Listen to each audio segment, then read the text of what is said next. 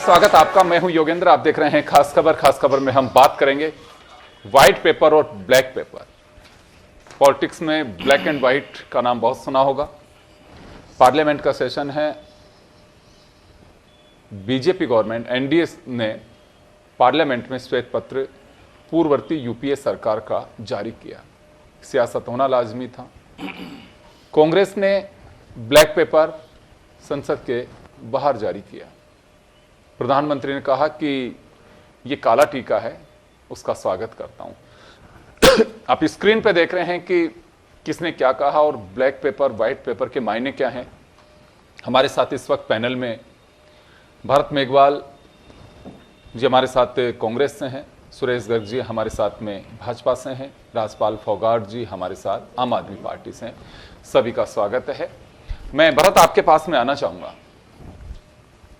Black pepper की कई बार बात कही जाती है, कई बार डिमांड भी की जाती है कि व्हाइट पेपर लेके आना चाहिए सरकार को, और जो सत्ता में होते हुए कहते भी हैं कि हम व्हाइट पेपर लेके आएंगे, लेकिन वो बात आई गई हो जाती है, किया नहीं जाता। लेकिन अब गवर्नमेंट पार्लियामेंट सेशन है, आई थिंक लास्ट सेशन है ये, और इसमें जारी किया है। पब्लिक के बीच जाएगा, पब्लिक डोमेन में रहेगी, क्योंकि हाउस की प्रॉपर्टी है। जो दस्तावेज हाउस में लेके आते हैं, और अवसर ऐसा होगा जब सामने पार्लियामेंट का चुनाव होगा तो सत्ता पक्ष इसको जमकर भुनाने की कोशिश करेगा, ऑन डॉक्यूमेंट ये बात करेगा। तो जनता यकीन ब्लैक पे करेगी, व्हाइट पे करेगी? देखिए वीरेंद्र जी, सबसे पहले जो ज़रूरी बात देखने की होती है कि अधिकांशतः जो श्वेत पेपर आता है वो सरकार अपने क्रियाकलापों के लिए लेके आती है, नीतिगत निर्णयों के लिए लेके आती है, या किसी न किसी कोई कार्य करना होता है उनके आधार पर लेके आती है। पहली बार हमें ये देखने को मिला है कि जिस तरीके से प्रधानमंत्री मोदी जी 70 साल की दुहाई देते रहते हैं, उसी तरीके से 2004 से 14 का जो 10 साल का यूपीए का कार्यकाल था उसके आधार पर ये श्वेत पत्र लेके आए। जबकि इनको 2014 से 2023 के अंदर कुछ नए जो इन्होंने काम किए थे उनके ऊपर जनता को बताना चाहिए था। खैर कोई बात नहीं। बिल्कुल आपने ये कहा कि जनता किस पर विश्वास करेगी, तो जनता उस पर विश्वास करेगी जो जनता ने देखा। जनता ने देखा कि 70 साल में आज तक पेट्रोल जितना रुपए नहीं हुआ था उतना इन 10 साल में हो गया। जनता ने देखा कि 450 रुपए का सिलेंडर जो आज़ादी से लेकर 2014 तक जितने रुपए का हुआ था उससे 4 गुना ज़्यादा तो एनडीए की सरकार में हो गया। और जनता ने यह भी देखा कि 2004 से लेकर 2014 में जहां हमने जब अर्थव्यवस्था को लिया था, एक आम भाषा में बताऊं तो 7 रुपए जब अर्थव्यवस्था हुआ करती थी उस समय, तो उसको 2014 में हमने 20 रुपए करके दिया। और वहीं जो एनडीए की सरकार थी उन्होंने मात्र 30 रुपए करके दिया, यानी 10 रुपए का इजाफा दिया। तो जो हमारा परसेंटेज था वो 182% था। और सबसे बड़ी बात योगेंद्र जी देखिए कि एक सशक्तिकरण की बात होती है, क्योंकि जीडीपी में एग्रीकल्चर का, ग्रामीण अर्थव्यवस्था का, सेवाओं का बहुत बड़ा योगदान होता है। और हमने एक ऐसे कानून बनाए जो कानून ने सशक्तिकरण प्रदान किया। राइट टू फूड की बात की जाती है। आज 80 करोड़ लोगों को जो मुफ्त अनाज देने की वाहवाही भारतीय जनता पार्टी लूटने का काम करती है, उसकी शुरुआत जो हुई थी, उसकी जो नींव रखी थी वो मनमोहन सिंह जी ने राइट टू फूड एक्ट के थ्रू रखी।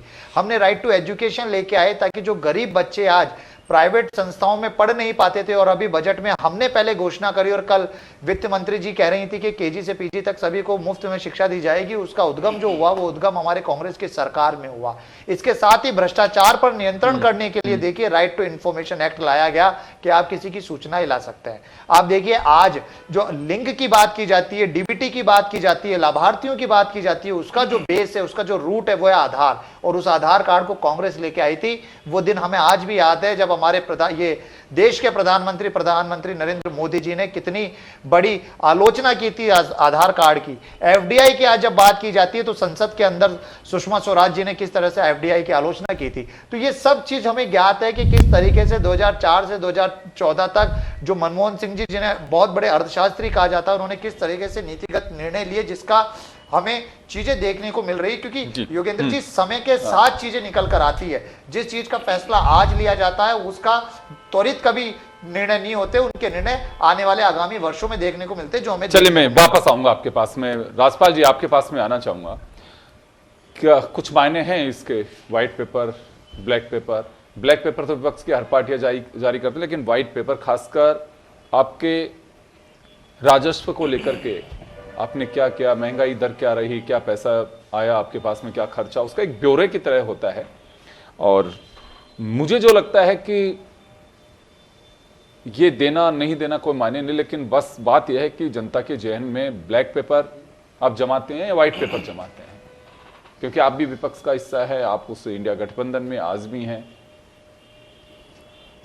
योगेंद्र जी, सबसे पहले तो जैसे भरत जी ने बात बताई, यूजुअली अक्रॉस द वर्ल्ड आप देखेंगे कि वाइट पेपर का जो कॉन्सेप्ट है वो जो पास्ट में काम किया, नई सरकार आती है, नया काम स्टार्ट होता है, तो वो एक हिसाब बताना चाहते हैं कि देखिए आज हम हमारा काम स्टार्ट कर रहे हैं और हमारे पास्ट में हमें ये मिला है, विरासत में ये मिला है।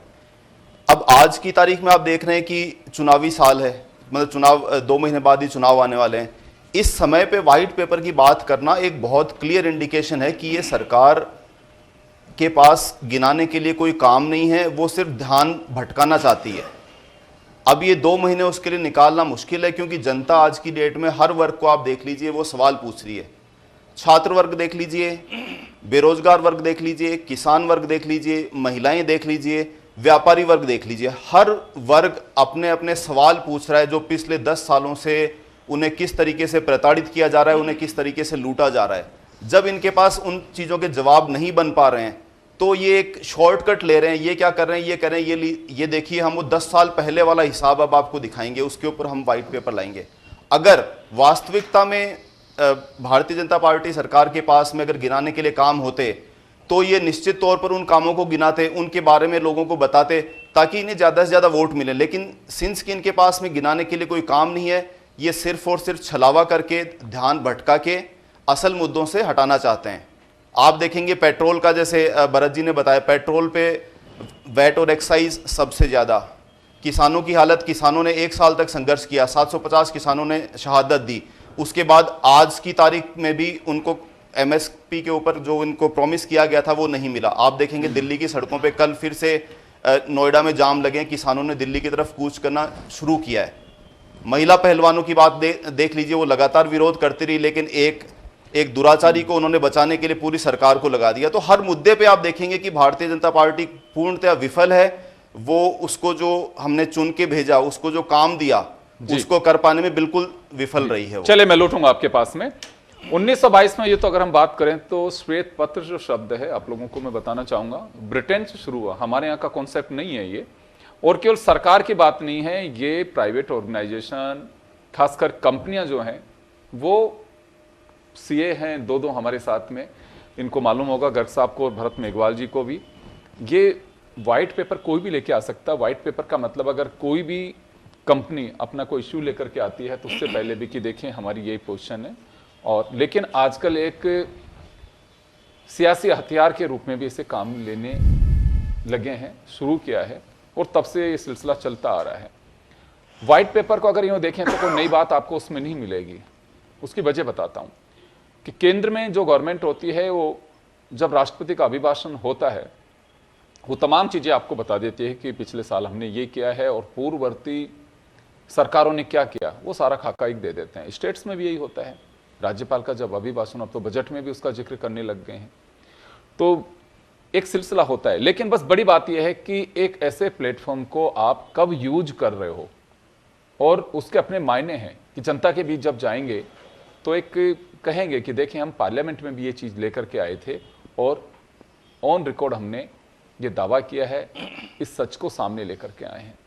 सुरेश जी, आपके पास में आना चाहूँगा कि देखें, जो तो राष्ट्रपति का अभिभाषण जो हुआ, मोदी जी राज्यसभा और लोकसभा में बोल चुके हैं, लेकिन फिर भी श्वेत पत्र आया है और ब्लैक पेपर जारी किया। ब्लैक पेपर में मुझे कोई नई बात नहीं लगती है। श्वेत पत्र का मजमून अगर हम देखें तो कोई नया नहीं है, ये कई बार बताया जा चुका है।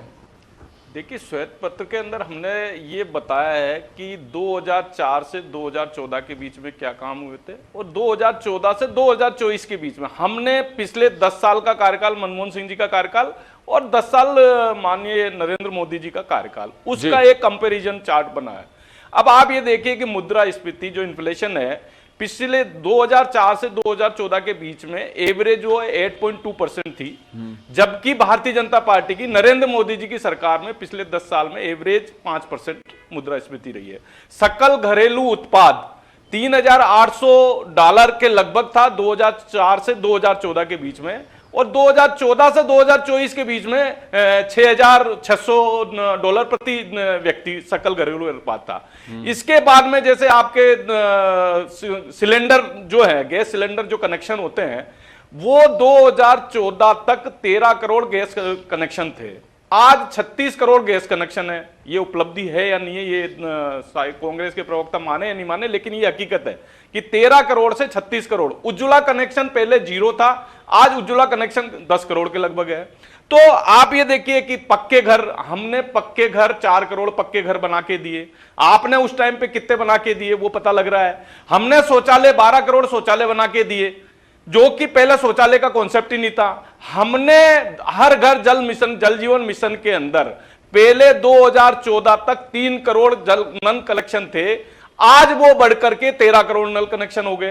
तो ये उपलब्धि आपको श्वेत पत्र में ये सब चीजें बताई गई है। इसी तरीके से इलेक्ट्रिफिकेशन पहले 80-85% था, आज 100% इलेक्ट्रिफिकेशन हो गया।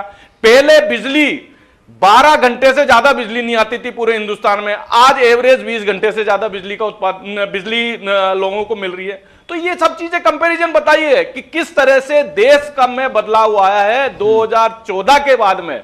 आप एम्स को देख लिया, ऑल इंडिया मेडिकल इंस्टीट्यूट 7 होते थे, आज 15 हो गए 10 साल के अंदर में, और पिछले 70 साल में 7 में। तो ये सब चीजें उपलब्धि श्वेत पत्र के अंदर बताइए कि भारतीय जनता पार्टी की, नरेंद्र मोदी जी की सरकार के अंदर किस तरह से हमने उपलब्धि हासिल की है। और पहले क्या थी, ये सिलेंडर की बार बार कहते हैं कि साहब 450 रुपए से 12, अरे भाई आपके कार्यकाल में 1241 रुपए का सिलेंडर हुआ करता था, आपने सब्सिडी देके उसको 450-500 रुपए में दिया होगा, और 1241 रुपए में भी आपका करप्शन कितना था वो आपको पता होना चाहिए। गर्ग साहब मैं वही कर रहा हूं कि जो श्वेत पत्र जारी किया है उसमें नया कुछ नहीं है, नया है तो अवसर है बस। देखिए डॉक्यूमेंट्स, देखिए नया ये है कि हमने उसको लोकसभा के पटल पे रखा, डॉक्यूमेंट्स में लाया है, ये पब्लिक के डोमेन में हो गया। सुनिए तो सही, राष्ट्रपति के अभिभाषण से जो 2015 में भी आया, 16 में भी आया, हर बार जो आ रहा है और अभी भी आया, उससे कुछ डिफरेंट आपको लग रहा है? डेफिनेटली डिफरेंस है। 2024 तक की उपलब्धि बताइए ना। पहले हमारे जो नल कनेक्शन थे वो 8 करोड़ के थे, आज 12-13 करोड़ के। तो हमने हमारी उपलब्धि अभिभाषण जो था, पिछले 10 साल के अंदर हमने क्या किया है वो हमने बताया है। गर्ग साहब में हमें गर्व महसूस होता है कि हमने आज अयोध्या के अंदर राम मंदिर का निर्माण हुआ, आप लोगों ने तो उस पर भी रोक लगाने की कोशिश की, धारा 370 पे आपने रोक लगाने की कोशिश की। नहीं। ये किया है ना हमने, ये भारतीय जनता पार्टी की सरकार है, नरेंद्र मोदी जी की सरकार ने, एक मजबूत सरकार ने किया है। यूपीए सरकार को आपसे मतलब दर्शक समझेंगे कि मैं इतना पावरफुल कहां हूं कि किसी पर रोक लगा सकता हूं। आप ये कहिए कि पूर्ववर्ती सरकार ने, आप ये कहेंगे तो ठीक रहेगा, क्योंकि आपके वहां जो लोग देख रहे होंगे चैनल वो भी कहेंगे कि अच्छा इन्होंने कभी रोक भी लगाई थी। नहीं, अब आप ये देखिए, मैं एनपीए का एक बैंकों के अंदर ऋण 2004 के अंदर करीबन 8 लाख करोड़ रुपए के लोन थे, 2012 तक 39 लाख करोड़ रुपए के लोन हो गए।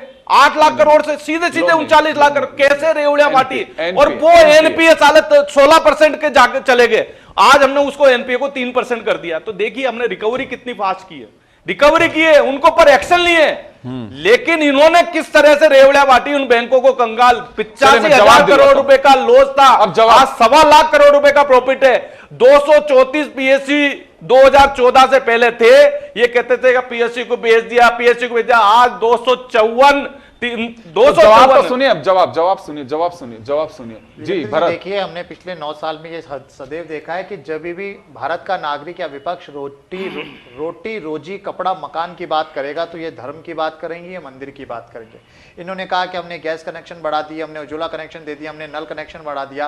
अरे तो भैया जब देश के अंदर आबादी बढ़ेगी, जब देश के लोग बढ़ेंगे, जब देश के लोग आगे जाने लगेंगे तो गैस कनेक्शन भी होगा, पानी भी होगा, सब कुछ होगा। लेकिन बात आती है आर्थिक व्यवस्था की, बात आती है बेरोजगारी की, बात आती है महंगाई की। आज बेरोजगारी सबसे चरम पर है। पीरियडिक लेबर फोर्स सर्वे, ये सरकारी आंकड़ा होता है जो हर साल जुलाई से जून तक देखा जाता है। उसका ये डेटा है कि 2014 में जहां केंद्र सरकार 8% हिस्सेदारी रखती थी सरकारी नौकरी देने में, वो अब 4.5% हो गई है। आज भी 30 लाख पद केंद्र सरकार के अंदर खाली पड़े हैं जहां पर नौकरी नहीं मिल रही है। महंगाई के अंदर मैंने आपको बताया कि पेट्रोल डीजल के अंदर आपने 28 लाख करोड़ रुपए ले लिए, लेकिन जनता आज भी डबल रेट में पेट्रोल डीजल खरीद रही है, उसकी आपने कोई बात नहीं करी। बात हम शिक्षा स्वास्थ्य के ऊपर करते हैं तो आज भी जो शिक्षा का बजट है वो मात्र 3% है, जिसको 6% होना चाहिए था, उसके ऊपर इन्होंने बात नहीं करी। एग्रीकल्चर का बजट लोकसभा के अंदर ये पटल पर है कि एग्रीकल्चर का बजट लगातार धीरे धीरे धीरे उसमें से कट ऑफ किया जा रहा है, उसको कम किया जा रहा है। मनरेगा जो इतनी बड़ी एक योजना हुआ करती है, उस मनरेगा के बजट को पहले इन्होंने कम किया और अब इन्होंने उसको 86,000 करोड़ का एलोकेशन तो जरूर दिया है। 86 है, 86,000 को आपने किया, लेकिन उसमें भी दैनिक मजदूरी नहीं बढ़ाई, अतिरिक्त उसमें आपने दिवस को नहीं बढ़ाया। आपने कई बातें की, ठीक है, मानते हैं कि देश की प्रगति, जो भी प्रधानमंत्री होते हैं वो अपने अपने दौर में देश की प्रगति करते हैं और सबका ये दायित्व भी होता है, अगर हमने की तो हमने उसको माना और हमने अगर गलतियां की तो उस गलतियों को भी माना। लेकिन आज देश के अंदर जो आर्थिक असमानता, जो आर्थिक जवाब दिया जनता ने 70 साल, मानते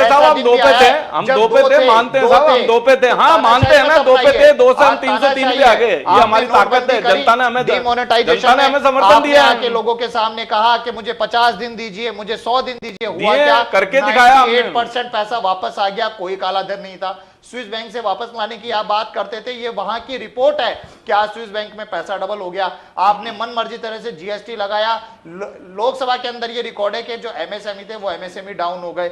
इसके अलावा आपने जो आर्थिक असमानता की बात की, आज भी 10% लोग ऐसे हैं जो देश के 50% से ज्यादा की उनके पास संपत्ति है और गरीब गरीब होता जा रहा है। और पीएलएफएस का रिकॉर्ड है कि 50% राष्ट्रीय औसत आय में कमी हुई है। तो जब ये सब चीजें हो रही हैं तो आप कौन से विकासशील देश की बात, आप 2047 की बात करते हैं, हम आपसे 2024 में जवाब मांग रहे हैं। आप बताइए ना, अगर 80 करोड़ लोगों को आज भी आप मुफ्त में राशन दे रहे हैं तो 25 करोड़ लोग कैसे बाहर हो जाते हैं? मैं जवाब देता हूं ना, मैं आ रहा हूं, सुरेश जी आ रहा हूं। वो राजपाल जी कुछ कहना चाह रहे हैं। मेरे बीजेपी के एक काबिल साथी ने बताया, मैं एक सवाल पूछना चाहूंगा जी। अगर ये अमृतकाल चल रहा है, बीजेपी जैसा क्लेम कर रही है कि अमृतकाल चल रहा है, तो क्यों आए दिन अलग अलग राज्यों के मुख्यमंत्री दिल्ली में धरना देने पे मजबूर हैं और किस चीज को लेकर धरना देने पे मजबूर हैं? देश को बांटना क्यों? चाह रहे हो, किस चीज पे उत्तर दक्षिण को बांटना चाह रहे हो क्या? आप भी उसी को समर्थन कर रहे हो क्या जो उत्तर और दक्षिण की बातें कर रहे हैं? वो मांग कर रहे हैं कि हमको अलग से देश में रहेंगे, वो बात कर रहे हैं हम अलग से देश में, क्या आप भी उसके समर्थक हो क्या? आप भी उसके समर्थक हो क्या? अलग देश की मांग कर रहे हैं तो आप उसके समर्थक हो क्या? या तो ये बताइए कि आप देश के समर्थक हो, आप अलग देश की मांग कर रहे हो। राजपाल जी, अलग देश की मांग कर रहे हो तो सुरेश जी देखिए, आप बोल रहे थे, कोई नहीं बोला, प्लीज आप भी सुनिए, धैर्य से सुनिए, आपके नंबर वैसे ही बढ़वा देंगे हम। आप तो सुनिए तो सही, बहुत अच्छा पक्ष रख रहे हैं आप। तो राज्य जो उनकी जेन्युइन, जो उनका शेयर है, जो उनको टैक्स मिलना चाहिए, उसको सेंट्रल गवर्नमेंट विदहेल्ड करके बैठी है, वो टैक्स नहीं दे रही है। अगर हमारी ये अमृतकाल चल रहा है तो वो उनके पास पैसा क्यों नहीं है? रीजन की वो पैसा इसलिए नहीं दे पा रहे क्योंकि उनके पास पैसा है नहीं।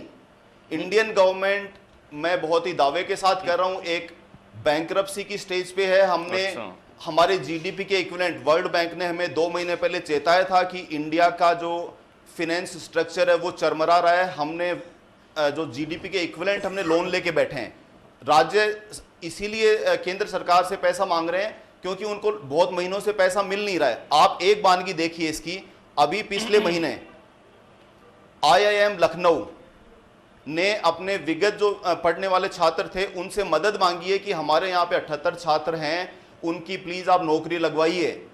अगर आईआईएम और आईआईटी में पढ़ने वाले स्टूडेंट्स की नौकरी नहीं लगेगी तो आप सोच के देखिए, एक नॉर्मल इंजीनियरिंग मेडिकल वाला छात्र, एक बीए करने वाला, एलएलबी करने वाले छात्रों को नौकरी कैसे मिलेगी? तो ये तो हमारी हालत है। हम कोई भी रोजी पिक्चर दिखाकर हम पहले तो अच्छे दिन की बात करेंगे, फिर अमृतकाल की बात करेंगे, फिर अभी विकसित भारत की बात करेंगे, 2080 2050 उनकी बात करेंगे। हम आज की बात चाहिए, जनता को आज ये चीजें चाहिए। आप बात कर रहे हैं 10 साल पुरानी। हम आज में आज आपसे ये सवाल पूछना चाह रहे हैं कि आज इतनी खराब हालत क्यों है, बैंकों की इतनी खस्ता हालत क्यों है? और इन सब के बावजूद क्या सिर्फ दो योगेंद्र जी, आदमी आप कहां से अडानी कैसे आदमी को बिठा के रख रहे हैं अंबानी जो उल्टे सीधे दो वो बातें दो बोल आदमी रहे हो? कैसे बढ़ते जा रहे अडानी हैं? अंबानी को तो आपने ये राजस्थान में भी दिया था काम। आप खारिज करना, आपको बोलने का मौका दूंगा तो। मतलब कहां से पता नहीं कौन से डाटा लेके आ जाते सर हैं। मैं बताता हूँ, राजस्थान सरकार में इन्होंने कहा कि हम नए इसीलिए रोजगार देंगे। जनता इन लोगों को जवाब देती है, जनता ने इन लोगों को इसीलिए आज मैं मिल के आया हूं, इसीलिए जनता ने इन लोगों को शहीद- जवाब दे दिया। शहीद नकार दिया जयपुर इनको में जनता ने। शहीद स्मारक पर ये बैठे उल्टे हुए सीधे बोल के जयपुर- जनता ने सर, इनको नकार सर, दिया। अपन जयपुर- केंद्र पे बात, सर, केंद्र जयपुर- पे फोकस करें अपन। सर बस एक मैं राजस्थान की बात बोलना चाहूंगा। शहीद स्मारक पे पिछले 1 महीने से 5000 युवा जिनकी नौकरी भजनलाल सरकार ने छीन ली, वो धरने पे बैठे हैं, तो उनकी कोई भ्रष्टाचार सुनवाई को नहीं हो अपन रही। केंद्र पे क्योंकि तो राजस्थान सर- की बात आएगी हाँ। जब राजस्थान की करेंगे, अभी तो सर केंद्र की बात केंद्र पे पे फोकस ओवरऑल करेंगे। बात चलिए यह है कि जी। असलियत और कुछ है, ये आंखों में धूल झोल के आपको अब और जवाब कुछ एक जवाब और मैं कुछ- दिलवा रहा हूं, हाँ। जवाब दिलवा रहा हूं। एक बात आती है लगातार गर्ग साहब, जिसका मुझे लग रहा है कि इसमें जिक्र नहीं है, कर्ज की बात आती है कि कर्ज जब गवर्नमेंट आई थी 2014 मई में, उस वक्त भारत का कर्ज कितना था और आज का कर्ज कितना है। ये व्हाइट पेपर को लेकर विपक्ष ने कहा कि इसका जिक्र नहीं किया निर्मला जी ने, और ये पैसा कैसे चुकाया जाएगा, क्या कुछ होगा। पिछले दिनों मोदी साहब ने भी कहा था कि 25 करोड़ लोगों को हमने गरीबी से बाहर निकाला। ये भारत की एक उज्जवल तस्वीर कहूंगा अगर 25 करोड़ लोग बाहर निकले तो। लेकिन 80 करोड़ लोग वर्षों से जो फिगर चला आ रहा है, वो अभी भी चला रहा है कि वो अभी भी खाद्य सुरक्षा योजना का लाभ ले रहे हैं, उनको बाहर नहीं निकाला अभी। तो कुछ ऐसे सवाल हैं जो विपक्ष खड़े कर जवाब रहे दे रहा हैं। हूं। पहली बात तो ये है कि 2014 से पहले गरीबी 29.2% थी। आज गरीबी जो है 11.3% है। ये व्हाइट पेपर में है, ये लिखा हुआ है, लोकसभा के पटल में है। 25 करोड़ गरीब रेखा, एक बार राजपाल जी आऊंगा। 25 करोड़, हाँ 25 करोड़ लोगों को गरीबी रेखा से बाहर निकालना, ये भी हकीकत है। 80 करोड़ लोगों को हम मुफ्त राशन दे रहे हैं, ये भी हकीकत है। लेकिन 80 करोड़ लोगों को मुफ्त राशन देने का मतलब ये नहीं है कि वो गरीबी रेखा के नीचे, वो हम उनकी कॉस्ट को कम कर रहे हैं, उनकी कॉस्ट को कम कर रहे हैं, उनकी कॉस्ट को कम किया जा रहा है, न कि वो एक हिसाब गरीबी रेखा, ये उससे कोई रिलेशन नहीं है। कॉस्ट में समझ नहीं पा रहा हूं, कॉस्ट कैसे कम कर रहे हैं? जब उनको साहब एक चीज बताइए, एक परिवार को हम हेल्प करेंगे तो उनकी जो कॉस्ट है, आधार जो होता है उसको हेल्प परचेज करने करने में जो कॉस्ट लगेगी, अगर आप राशन को परचेज करोगे तो उसकी कॉस्ट आधार लगेगी, होता है वो किसी चीज को को हम दे रहे हैं, तो सहायता वो देने हमने उनको एक आर्थिक सहायता राशन के माध्यम से दी है, वो चीज है। जिसको अब मोदी मैं जी एक रेवड़ी कहते हैं। justification तो आपको रेवड़ी तो कहते जनता हैं। ने नकार मोदी- दिया, मोदी अब जी आप रेवड़ी उनको कहते हैं। ये उल्टी सीधी बातें जो करते मोदी हो ना, जी उनको सेम बंद चीज करो। को रेवड़ी कहते हैं, अब सर। मुझे ये बताइए कि आज ठीक है 55 लाख करोड़ रुपए का पहले कर्जा था, आज 120 लाख करोड़ का कर्जा है, लेकिन हमने उस कर्जे को सदुपयोग के अंदर लगाया है। 44 लाख करोड़ रुपए का हमने इंफ्रास्ट्रक्चर में पैसा लगाया। 2014 से पहले 12 लाख करोड़ रुपए का इंफ्रास्ट्रक्चर में पैसा लगता था। आज हमने वो 44 लाख करोड़ रुपए का इंफ्रास्ट्रक्चर, उससे क्या रोजगार के अवसर नहीं बढ़े परमानेंट? आज डिफेंस में हम आत्मनिर्भर हो रहे हैं, आज डिफेंस में हम एक्सपोर्ट कर रहे हैं। मोबाइल का उत्पादन देखिए, 200 कंपनियां हिंदुस्तान के अंदर है, सेमीकंडक्टर की इंडस्ट्री आ रही है। तो ये है आत्मनिर्भर भारत। कहने सुनने से नहीं होता। हमने 10 करोड़ फर्जी अकाउंट बंद किए हैं, उसमें करोड़ों रुपए का घोटाला होता था। आज ऑनलाइन इनकम टैक्स का आप देखिए, आज रिटर्न भरिए, 4 घंटे बाद में आपको रिफंड आ जाता है। पहले क्या होता था, रिफंड लेने के लिए 10% कमीशन देना पड़ता था, वो सिस्टम को बंद किया है। आज जनता हमसे खुश है, जनता हमको दे रही है, जनता ने चुना हमको इसीलिए कि क्योंकि सुशासन दिया पिछले 10 साल से मोदी जी ने। जनता को विश्वास है कि मोदी जी जो कहते हैं वो करते हैं, और मोदी की गारंटी, इसका मतलब काम होने की गारंटी है। तो इसलिए इधर उधर की बातें नहीं करे, तथ्यों पे आए कि हमने हिंदुस्तान को क्या दिया है। आज 300 अरब डॉलर था 2014 से पहले हिंदुस्तान का विदेशी भंडार, आज 680 अरब डॉलर का विदेशी भंडार है। ऐसे तो कैसे हो गया ये चीज? जब डॉलर की प्राइजेज 13% का डिवेल्यूशन हुआ था, आज 0.7% का डिवेल्यूशन हो रहा है। ये मोदी जी की ताकत है। आज पूरे विश्व के अंदर मोदी जी को मानते हैं। हर विदेशी को मोदी जी अपने शर्तों पे मनाने की कोशिश करते हैं। लेकिन पहले क्या होता था, पहले देख लीजिए, पहले क्या होता था, विदेशी जो कहते थे उनको मानना पड़ता था। तो ये परिवर्तन आया आज हिंदुस्तान के अंदर। चलिए, मैं एक बात जानना चाहूंगा गर्ग साहब आपसे। आप ये कहो कि आपने कहा कि ये मानना पड़ेगा, जनता तो सभी कुछ मान रही है, लेकिन आप अपने आंकड़े जो कह रहे हो बिल्कुल सही है। मैं देख भी रहा हूं, मेरे पास भी व्हाइट पेपर की पूरी डिटेल है, उसके प्रिंट है मेरे पास में। बिल्कुल आप सही कह रहे हैं, इसमें जो छपा है वही कह रहे हैं। लेकिन विपक्ष जो बोलता है आप उसे खारिज क्यों कर देते हैं? खारिज ये वो झूठ बोलता है ना। एक सेकंड सुने से, आप सवाल नहीं सुनोगे तो जवाब कैसे दोगे? नहीं तो फिर वही होगा, आपने देखा होगा एक पिक्चर अभी कि वो टूरिज्म पे बोल रहा है, टेररिज्म पे बोल रहा है, वो गड़बड़ हो जाएगी। आप सुनिए पहले मेरा सवाल। विपक्ष में अगर कोई भी कह रहा है, अभी उन्होंने IIM का उदाहरण दिया, वो ऑन रिकॉर्ड है, गलत नहीं है वो। आप उसको कैसे खारिज कर सकते हैं बताइए? तो विपक्ष भी मैं आपको जवाब देता होगा। भरत ने अभी कुछ कहा, वो आपको आंकड़े आपको बता सकते हैं। मेरे सुन लो, मेरा ये नहीं, मैं आपको कटघरे में नहीं खड़ा, मैं इन दोनों के जवाब दे रहा हूं, विपक्ष का जवाब दे रहा हूं। ये 2014 से 2024 10 साल से बेरोजगारी, रोजगार नहीं है, काला धन। अरे भाई 28 करोड़ 50 लाख EPF अकाउंट हैं। 2014 से पहले 8 करोड़ EPF अकाउंट थे, 20 करोड़ EPF अकाउंट नए खुले हैं। EPF अकाउंट तब कब खुलता है? जब उसको रोजगार मिलता है, जब उसको सैलरी मिलती है। यानी कि 20 करोड़ लोग नए तो रोजगार मिले हैं ना। अब आप बताइए, 44 करोड़ हमने मुद्रा लोन दिए हैं, 44 करोड़ में से 60% महिलाओं को दिए हमने। 44 करोड़ में से एक व्यक्ति को भी अगर रोजगार मिला होगा तो 44 करोड़ रोजगार मिला।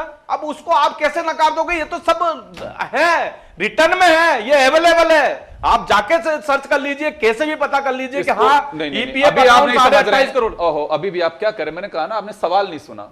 इसको कोई आम पब्लिक या जन टीवी को खारिज नहीं कर रहा, मैं तो सिर्फ ये आपसे कह रहा हूं कि विपक्ष का काम तो नहीं, या तो ये कह दिया जाए कि टेप लगा दो विपक्ष के लोगों को। ये तो बिल्कुल अच्छी बात है, अच्छी बात है, इनको बोलना चाहिए, अच्छी बात है, इनको बोलना चाहिए। अच्छी कौन सी होगी? अच्छी कौन सी होगी? अच्छी कौन सी होगी मुझे बताइए। या तो अगर विपक्ष अगर हमारी कमियों को बताए तो आप सुनिए, तो संशोधन करेंगे। सुनिए तो सही, आप सुनिए तो आप मुझे एक चीज बता दीजिए कि पिछले 10 साल में विपक्ष ने कोई भी आपको आईना दिखाया, उसमें कोई सच्चाई हो? कुछ नहीं है। क्यों आईना दिखाया? हम तो धरातल में ला रहे हैं ना सब चीजें। ये रोजगार की बात करते हैं कि साहब रोजगार, तो राहुल गांधी जयपुर आया था, बेरोजगारी पे बात करने के हिंदू हिंदुत्व की परिभाषा बता के चले गए। ये तो इनका उदाहरण है। अरे भाई, हिंदू हिंदुत्व की परिभाषा आप क्या बताओगे? पूरा हिंदुस्तान जानता है कि हिंदुस्तान सनातन धर्म का अनुयायी है। चलिए मैं माफी चाहूंगा, समय अभाव में राजपाल जी आपको भी रोकना चाहूंगा। तो चलिए, खैर, व्हाइट पेपर और चाहे ब्लैक पेपर हो, एक अवसर की बात होती है, कोई नई बात नहीं है, लेकिन नयापन होता है तो अवसर कौन सा होता है जिसे कब भुनाना है? सभी राजनीतिक दलों की एक अपना एक एजेंडा होता है, उसे कब सामने लेकर के आया जाएगा पब्लिक के पास में, क्योंकि आपको एक बड़ा प्लेटफॉर्म मिलता है बहस करने का। और जब जारी किया गया या हाउस में लेकर के आई निर्मला सीतारमण, हमारी फाइनेंस मिनिस्टर, यूनियन गवर्नमेंट, तो बाकायदा वाकई उन्होंने बताया है कि कब कब क्या क्या क्या चीजें। अब विपक्ष की बात है कि आप जो ब्लैक पेपर आपने जारी किया है, अब उसको जनता तक लेकर के जाएं। और जनता है, मैं तो सीधा सीधा कहूंगा कि देखिए, एक मार्केटिंग का प्लेटफॉर्म है। इलेक्शन के दौरान ये प्रोडक्ट आप वो नहीं बेच रहे हैं, किराने का साबुन बेच रहे हैं, कि सर्फ बेच रहे हैं, कुछ बेच रहे हैं। ये आपके प्रोडक्ट हैं, आपके आइडियोलॉजी, कि आप जनता के बीच कितना उसकी छाप छोड़ पाते हैं। सत्ता पक्ष कितनी छोड़ता है, विपक्ष कितनी छोड़ता है, खुला मैदान है। अब जनता किसे कौन से पर्चे पर मोहर लगाती है, ये देखने वाली बात होगी। इसमें अभी समय लगेगा, लेकिन ऐसे कई चीजें और आएंगी। मैंने पहले भी कहा कि व्हाइट पेपर नई बात नहीं है, ब्लैक पेपर नई बात नहीं है। पिछले 10 साल से या उससे पहले से भी आप देख लीजिए, हर गवर्नमेंट में जब अभिभाषण आता है उसमें यही सब चीजें होती हैं। रिप्लाई होता है तो उसमें भी यही होती है। जब बहस होती है तो चर्चा इन्हीं बातों पे होती है, और मीडिया में भी चर्चा यही सब कुछ होती है। तो चलिए, बहुत बहुत शुक्रिया आप सभी का, और खास खबर में इतना ही। दीजिए इजाजत, नमस्कार।